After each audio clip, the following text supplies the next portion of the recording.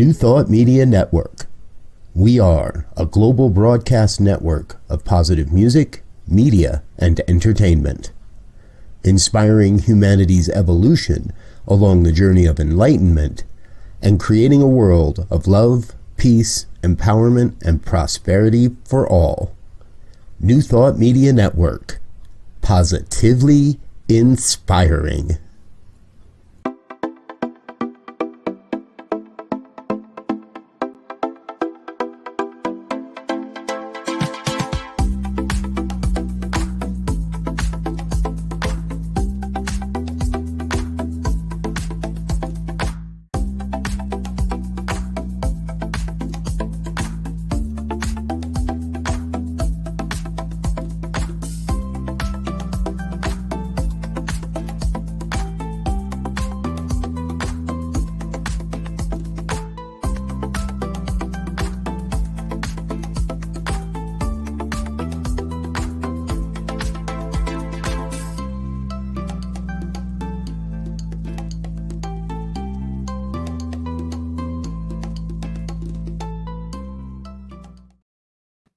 Hello, and welcome back. I am Reverend Dr. Sharri Johnson, your host for Global Focus today.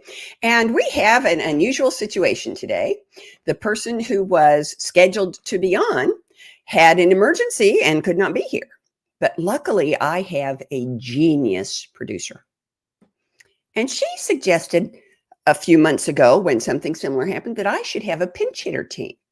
So I called some people right then and arranged it. And one of them, when I called her last week and said, my person is gone, can you come in? Said, sure, put me in. So today we are going to be interviewing Reverend Dr. Claire Summerhill, who is from Las Vegas, Nevada, but her ministry is CSL Kenya. So it's really different and really interesting. Let me tell you a little bit about her, because she has a really... I think there was a time when this would have been called a colorful background. She was born to parents who had recently converted to the Mormon church. Her dad started out as an atheist, rocket scientist, became a Mormon. So she was raised as a Mormon, and she had her first spiritual experiences in that context. She left Mormonism in her early 30s with gratitude for the opportunities she'd had to learn, lead, teach, and serve, because she didn't just sit in the chairs. She put feet on her prayers. She was baptized a Catholic in 1989, and she continues to love the liturgy, symbolism, ritual, and soul-inspiring music of that tradition. They do have some really great music and some pretty vestments. After discovering New Thought in the early 2000s, she became a CSL practitioner in 2011, entered ministry school in 2013, same year as me, and was ordained a minister in 2019. She beat me by 2 years on that one. She has written a wonderful book called Walking on Water, which is on the shelf behind me, and which outlines the 7 steps to accomplishing things that seem impossible. How could you miss accomplishing things that seem impossible? Step 1 is probably recognizing that nothing is impossible, but I can't remember. Prior to studying for the ministry, here's where the colorful part comes in. First, she was an insurance adjuster. And then she was an attorney. And then she was a college professor. And in the midst of all that, she raised kids. She has 3 living children and 5 grandchildren. And she has been called to live simply and with joy. I'm reading this part because it's so cool. She has been called to live simply and with joy, awakening to her own divine magnificence as she encourages others and supports others in knowing and experiencing their oneness with all that is. Now, those others are in Kenya, but she's in Las Vegas, Nevada. Pretty cool, huh? Thank you so much, Reverend Claire, for agreeing to step in today. It's always wonderful when you're here. So, I understand that there's been some big news in Kenya lately. Yes, and thank you so much for having me here. There's nothing I love more than talking about our teachings, the difference we make for people, the possibilities we open as people discover and explore our teachings. I have been involved with CSL Kenya for some years now.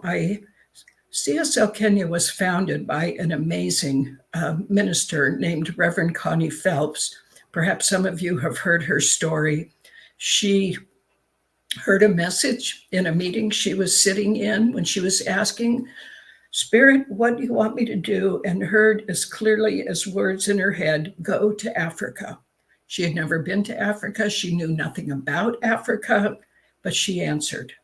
And she went to Africa. She began teaching 2 or 3 people in her home. And before she knew it, by 2020, she had 5 practitioners ready to be licensed and organized the first Kenya Global Conference to bring people to Kenya to panel those first practitioners. I was privileged to be one of those and was simply blown away by the young man that we paneled. It was one of those, if perhaps some of you have had that wonderful experience of being on a panel for practitioners, when he gave the opening treatment for our time together, it was already perfectly clear that he had the consciousness of a practitioner. Reverend Connie, not too long after that, made her transition. And 2 ministers from Canada picked up the vision of what Kenya could be. And the vision has always been a center in Kenya led by Kenyans. We were there to guide and support and teach, but the goal was always that this would be a center led by Kenyans. We now have 15 practitioners in Kenya and 3 students in ministerial school. I know, I've met one of them. Yes, and they are, I've taught a number of classes. Zoom has been such an incredible gift. Before Zoom, students had to get home from work, had to drive perhaps an hour or an hour and a half to get to Reverend Connie's house, attend the class, and drive home. And with Zoom, we now have students from Nigeria, some students from Uganda, and we're expanding and we're spreading. And as Reverend Sharri said, we just had the second conference in Kenya. This was in February 2nd to 4th, so just barely finished.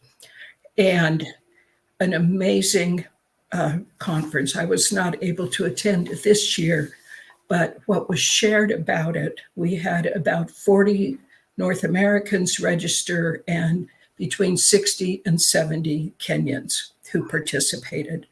Many from our community there who've taken classes, and many of their friends and relatives that they were eager to share their experiences with.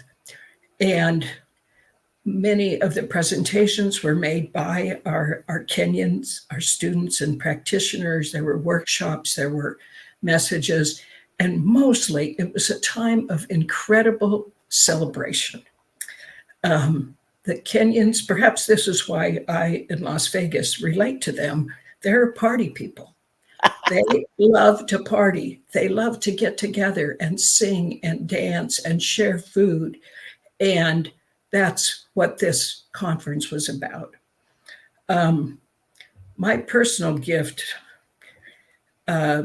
is, well, one of the very interesting things that happened in Kenya was, as I began to get to know these students, to see that so many of them had backgrounds just like mine. I mean, two cultures across the world from each other. These were people that many of them had been raised in a Catholic fundamentalist type environment where there are strict ideas of right and wrong, teachings of a God out there who's judgmental and ready to punish, and that you're trying to please. And for so many of them, somehow this just didn't fit. They were raised with that, but it just didn't fit. And as adults, they began kind of seeking and looking around. And of course, in today's world, wherever you are, You can find out about Wayne Dyer and Oprah Winfrey, and they began to read and to explore. And then so often they began to think there have to be some more people around that kind of share this, and they began looking.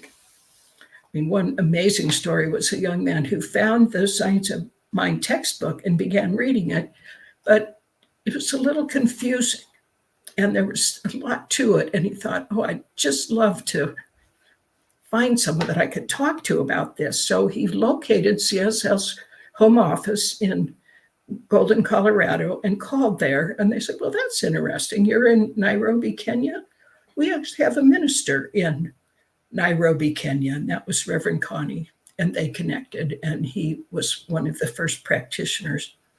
But the openness and the willingness to learn, to serve, have just been such a gift for me to be part of. And another interesting thing is, so Kenyans are taught that like, utmost respect to teachers.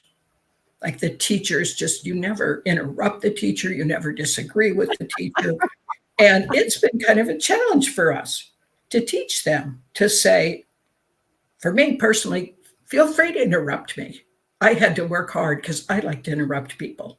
To me, that's kind of how a conversation goes. You're interrupting each other. You're just both so excited. Conversation's moving forward. But if you interrupt them, they stop. You're the teacher, and so you have to be careful not to do that, which was interesting. But to teach them, you can disagree. We're not telling you what to believe.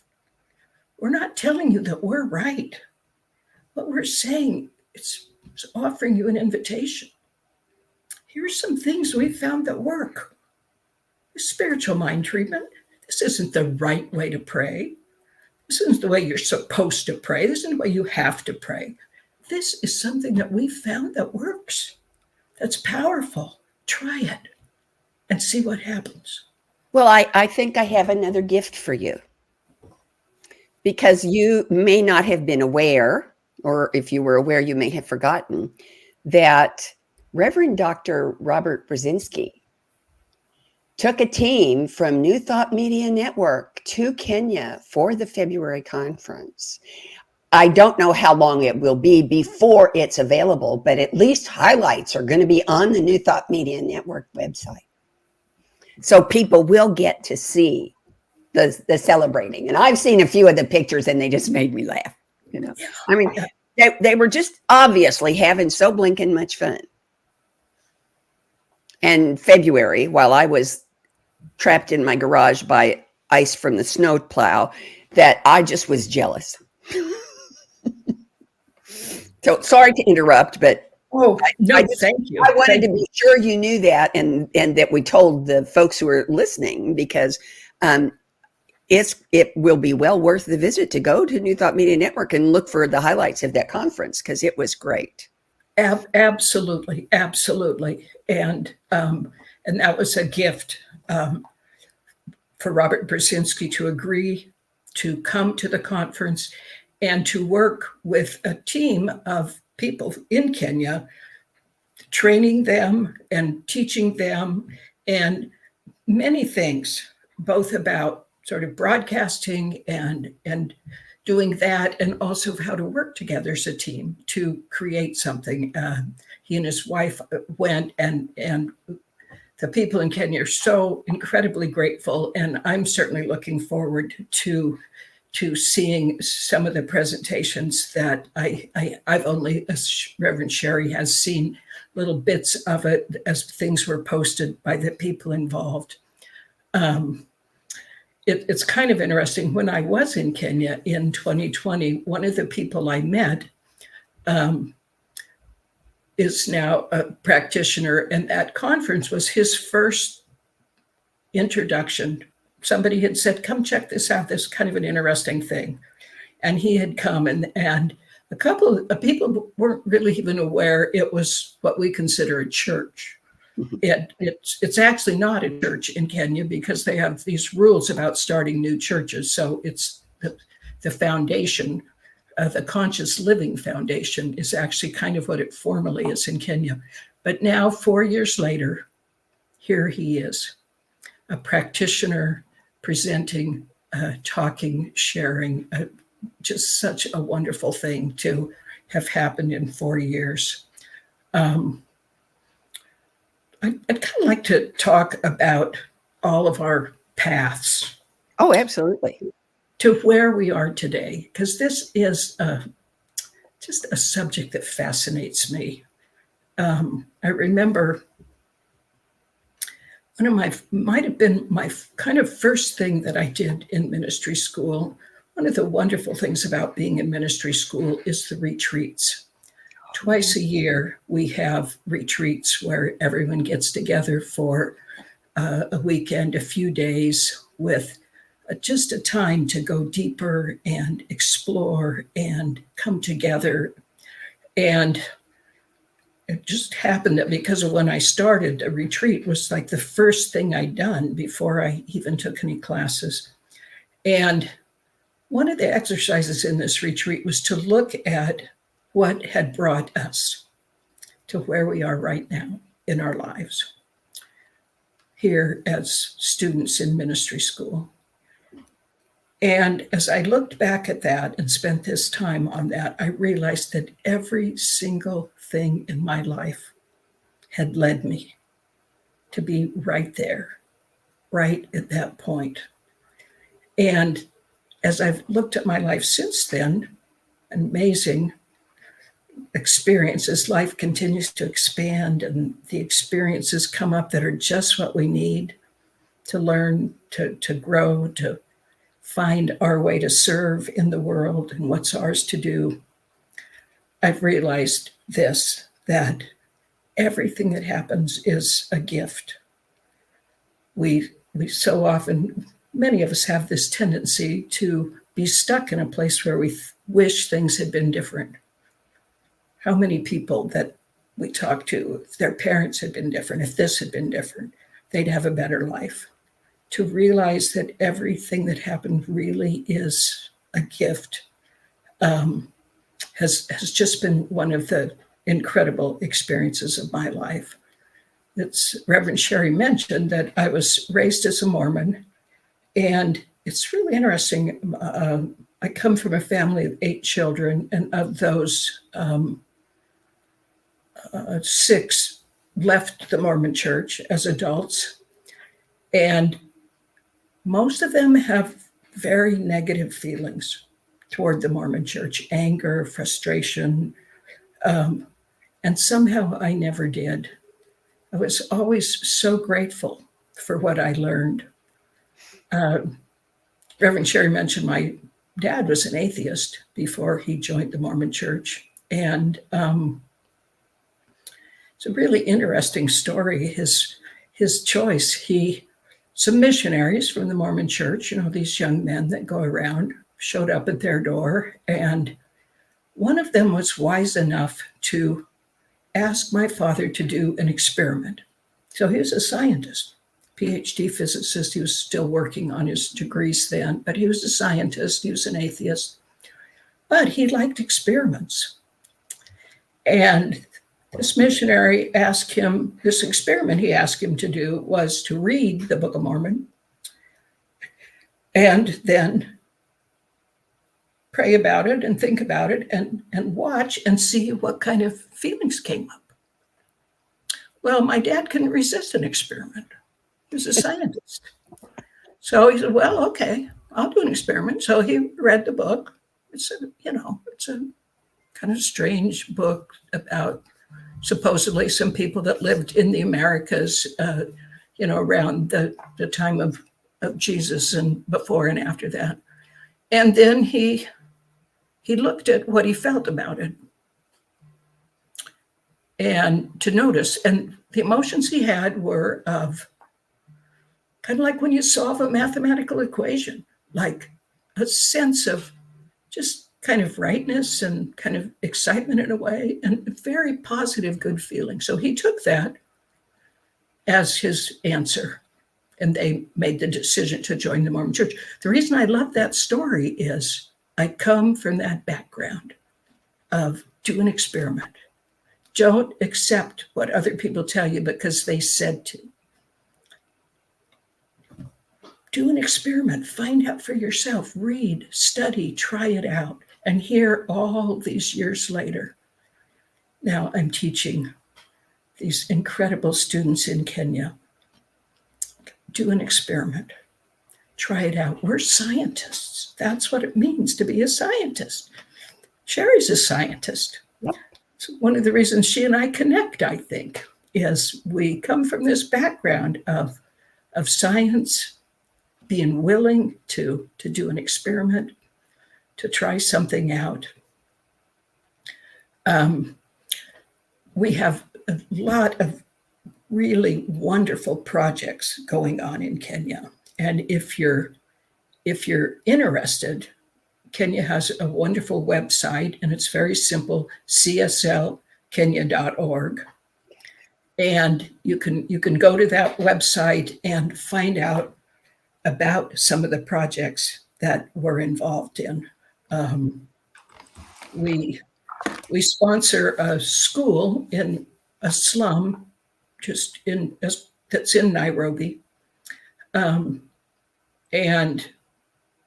the head of the school, and she had started this school before, thank you, Sharri. She'd started this school actually before she discovered Science of Mind, out of a commitment to make a difference to these children living in poverty, in huts and shacks, and if they're lucky, a cinder block square without running water or electricity.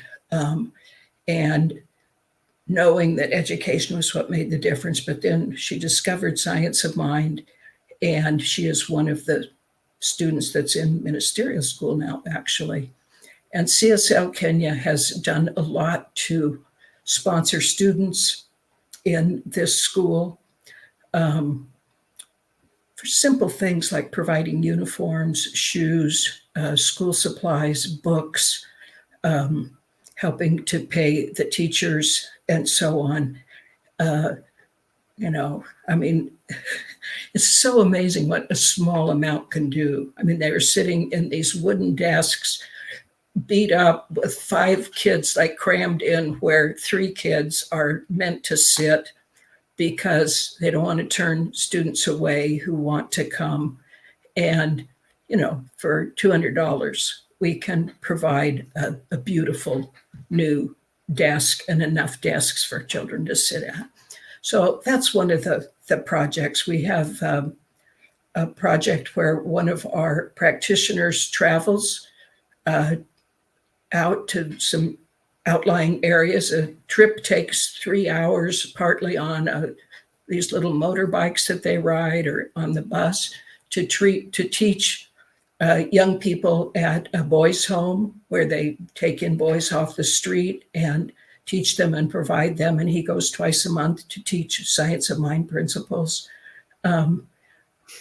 Incredible projects like this, as well as the many of the students, they can't even afford really to pay for the materials or the registration fee for the classes.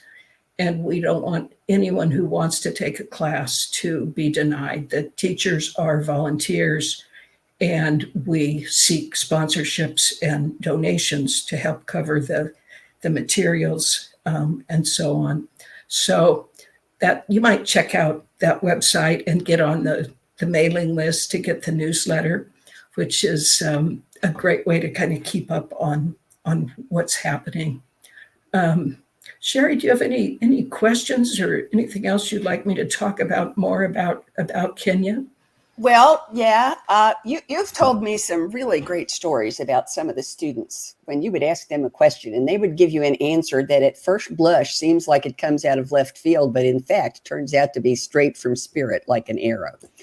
So if you'd like to share some of those stories, I think our audience would love it. Yes, I'm.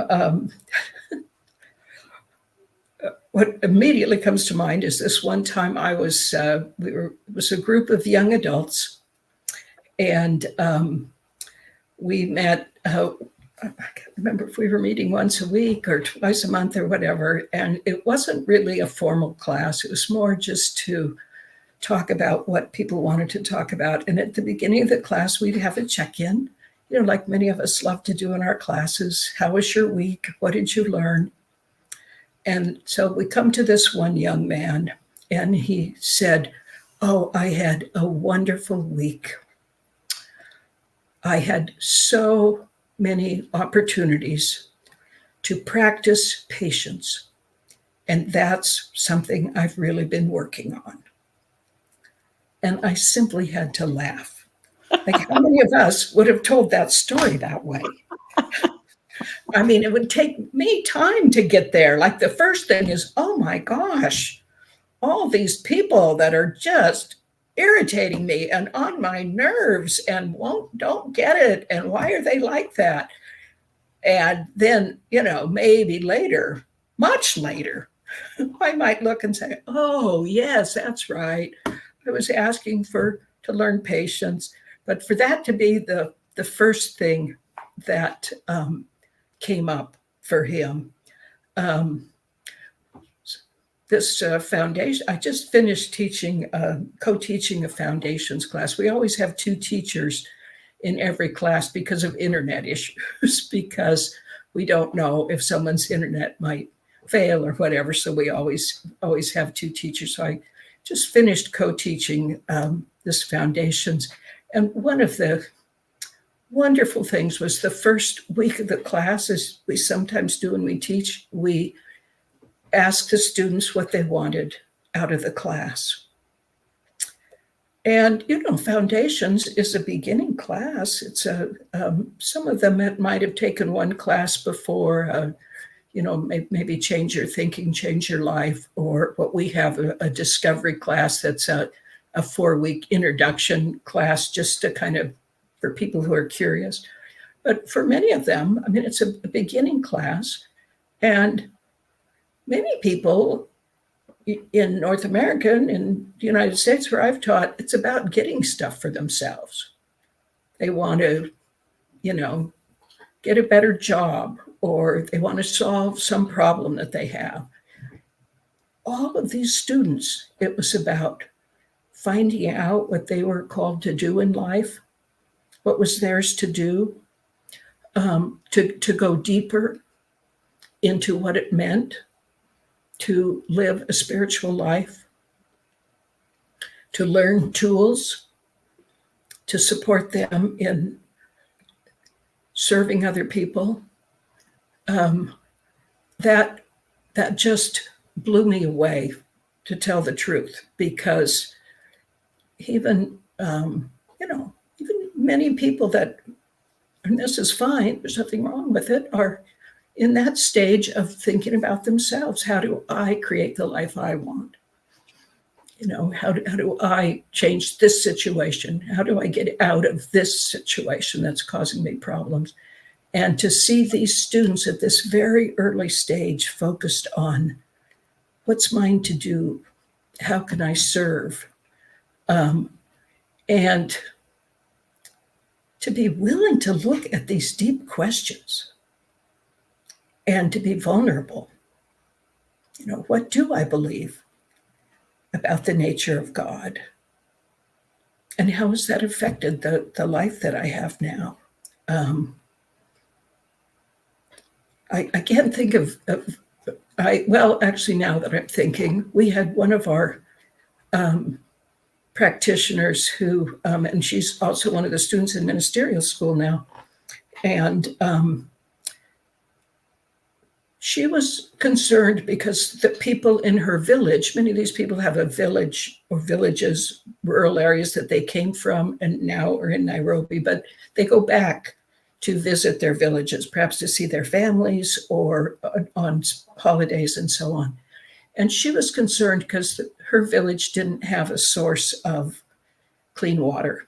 And the people had to walk to the neighboring village, which I don't know, 2 or 3 miles away, daily almost, to get water. And so she's steeped in the teachings of science of mind. And these people don't say, well, I can't do that. They say, well, we're taught. You set an intention, you create a mental equivalent, you treat, you're willing, you're open, you're ready. You allow spirit without dictating how it's going to happen, trusting it'll happen. So she said, we need a well in this village. I don't know how much wells cost, but they're expensive. And she didn't have any money, and there wasn't any money available for it. But the vision was clear to her. She could see this well in her village. So she started talking to people about it. We're going to have a well in our village. Our village needs a well. We're going to have a well in our village. And she talked to people, and one of the people she talked to got so kind of inspired and excited about it. That person was talking to other people. And of course, one of the people that heard about it was a person that had money and got excited and said, yes, I'm going to fund this well. I mean, just an unheard of thing. And the well was created. The well is there now. The student created a special kind of ritual where the people came together to celebrate and give thanks for the difference this well would make in their lives. You just can't help but be so inspired by that because, I hate to say this, but a lot of us, we go, well, yeah, it works. But, But there's something else about that particular student that's really important. Sharri knows her. I am also on, one of the things that I do is that I am on the CSL Global Heart of Peace initiative. And up until this year, for about 5 years, every Monday, there was a live on Zoom meditation or a recorded on Zoom meditation, if necessary, for world peace. This student recorded one because she would have to get up in the middle of the night to do it at the time that it was supposed to be broadcast live. She recorded this amazing meditation and sent it to us. And it was outdoors. She was sitting on the side of a creek, and it was just gorgeous. And the reason I bring this up is that if you go to the Facebook page of Global Heart of Peace Initiative, you can look in the archives and find that meditation, that video, and view it. And I recommend that you do that. Yes. This is why, for me, it has been such a gift to serve in Kenya, is to be inspired by these students who are open to what Science of Mind teaches, who are willing to take it and use it. And there are a lot of challenges in Kenya. There's, like in so many, there's fraud, there's corruption, there's problems with infrastructure, income disparity, poverty. But to see the Kenyans taking that on, just step by step, little by little, of meditation here to make a difference. Oh, well, for this village, this conference, to come together to celebrate. Several of the people who were there told me that had been at the conference in 2020 were telling me about the difference in energy. So the 2020 conference is like all seriousness, like Dr. Ken Gordon was there, and Kenya got its sort of official charter, and it was all just kind of official and these serious talks. 2024 was totally about celebration, the joy of coming together in community, of this feeling of being one, and look what we can create together. Really embracing this idea of a world that works for everyone and for all of creation, and that it's possible. And we're not going to get resigned because we're small and we're just a few people here. We're going to start where we are and grow.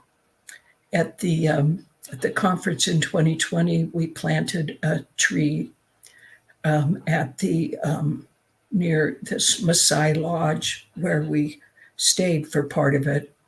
And of course, that tree is a symbol of Africa, the work in Africa, the difference, just expanding and spreading and making a difference in the world.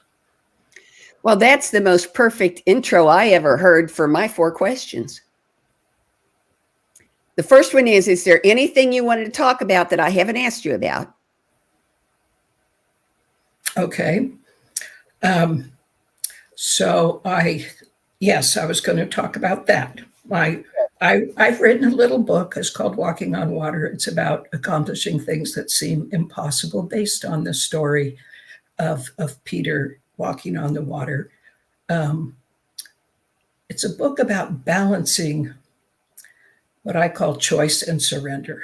So often in our lives, there are times when it's time to relax and go with the flow and let it be. I call that surrender, not in a negative sense, but in a beautiful sense of going with the flow, allowing.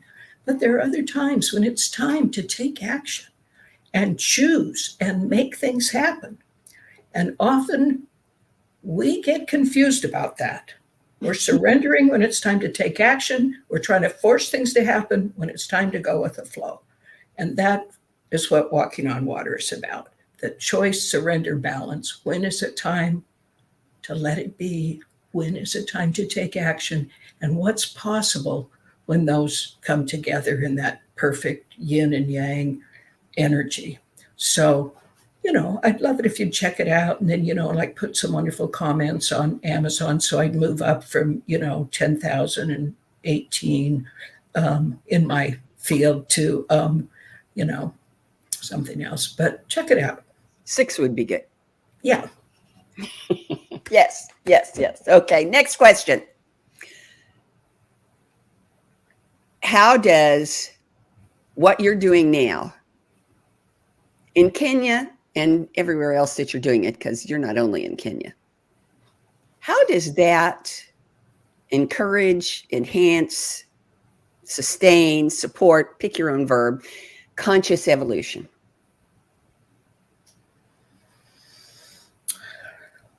So it's really interesting. I'm currently on a committee that's kind of evaluating a CSL class that is right now called Advanced Consciousness Studies. So I've spent a lot of time talking about or thinking about this idea of what does it mean to be conscious, and what actually is consciousness. And so I think everything that we're all doing is part of this conscious evolution. And for me, being conscious means being aware, being awake.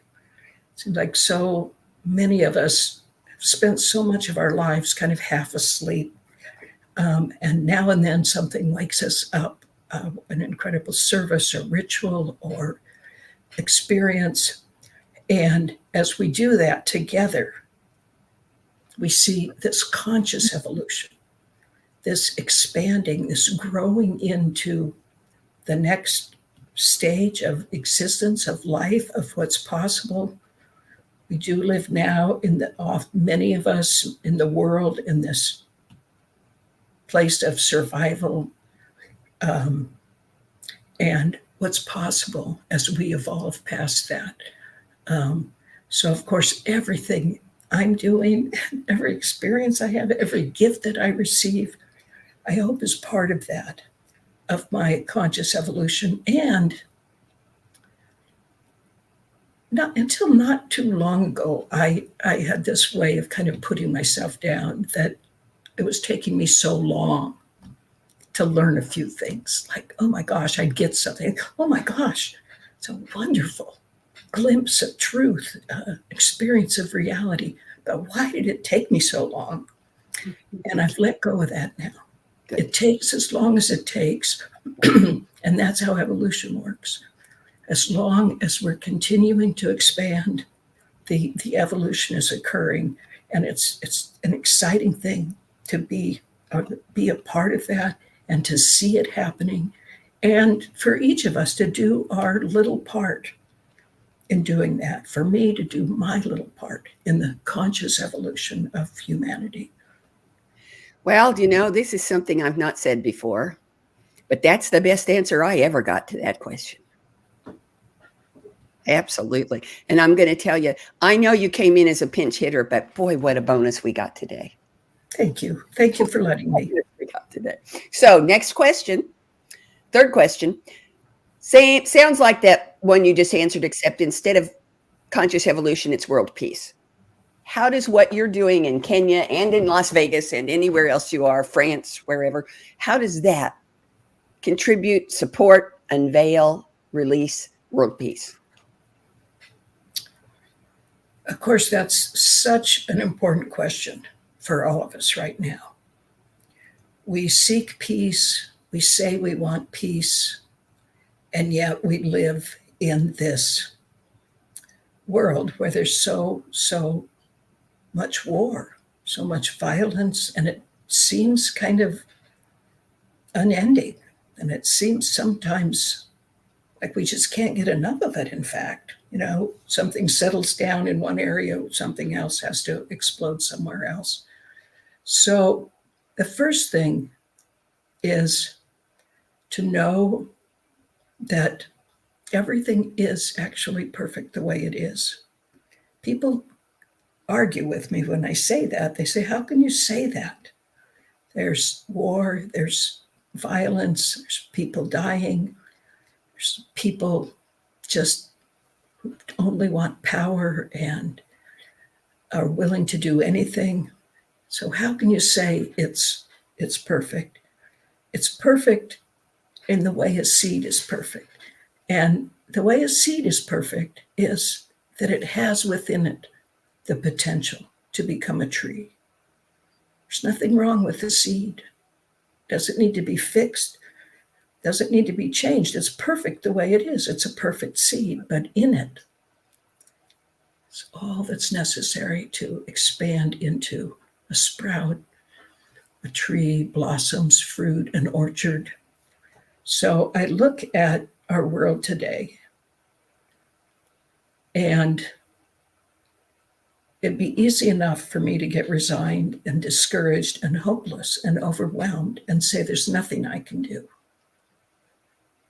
So all I can do is be at peace within myself, continue to teach peace, one person at a time, one class at a time, one congregation at a time, with a book perhaps, spread wider.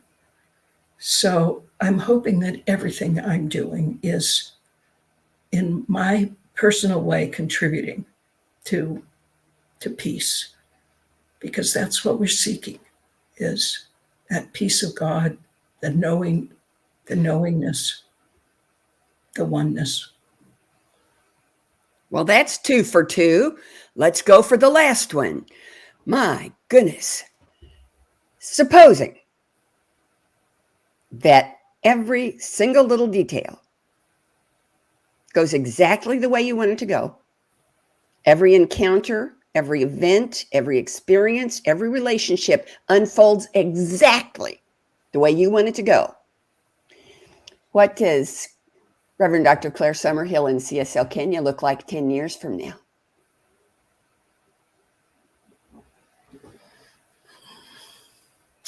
What a beautiful, beautiful vision to think about.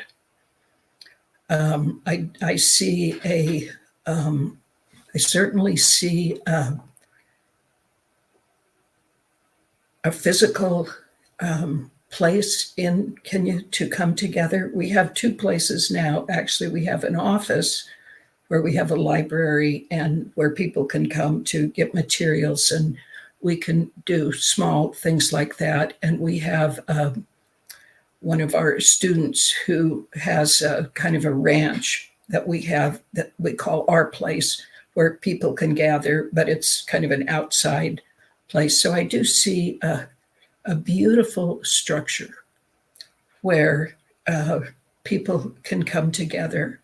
I see centers in two of our outlying areas. There's one called Kisi and one called Kisimu that have thriving and growing groups of students there. I see our classes being taught by our practitioners and ministers. I see these 3 students that are now in ministry school and others who will join them stepping into their power. I mean, I can see them becoming known worldwide and called to be keynote speakers at conferences and retreats and inspiring people with their wisdom and their experience as they open themselves up to what's possible. I do actually see the North American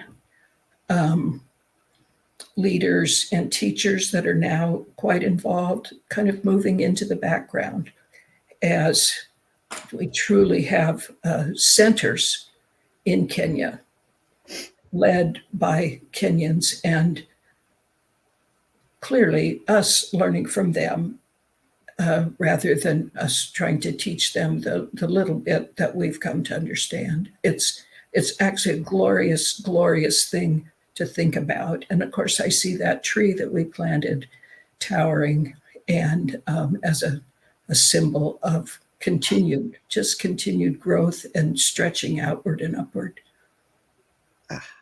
Wonderful. Now, normally my last question is, will you come back? But I asked you that the last time you were here and you said yes, and I've already got you booked for April 16th. So you're hooked. I'm looking forward to it. Be sure you're here on. And hold on, I'll look and see who's coming next week. And let you know that too.